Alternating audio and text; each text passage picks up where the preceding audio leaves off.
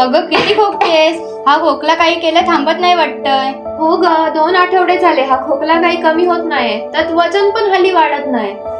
झोप पण हल्ली मला येत नाहीये. त्यात रात्रीचा सतत घाम येत असतो. कंटाळा आलाय. काय होतंय समजत पण नाहीये. अगं ही तर टीबीची लक्षणं आहेत. काय? टीबी? नाही, असं काय मला झालं नाहीये.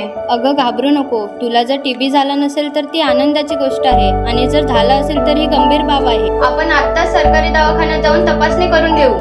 डॉक्टर, मला खरंच टीबी झालाय का? तुला टीबी झालाच आहे असं नाही, पण तुझ्यामध्ये टीबीची संशयित लक्षणे दिसत आहे. जसं की 2 आठवड्यापेक्षा जास्त खोकला येतो, वजन कमी होते, भूक न लागणे, ताप विशेषतः संध्याकाळी, रात्री घाम येणे, थकवा, छातीत दुखणे, श्वास घेण्यास त्रास येतो, कधी कधी खोकल्यातून रक्तही येते. ही सगळी लक्षणे तुझ्यातून दिसत आहेत.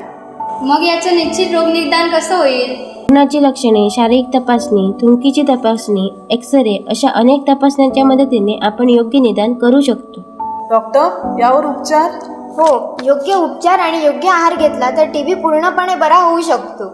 शासन मान्यता असलेली उपचार पद्धतीचा अवलंब करून तुम्ही टीबी मुक्त होऊ शकता. पण उपचारात खंड पाडला तर आजार परत वाढू शकतो, औषधांचा परिणाम कमी होऊ शकतो.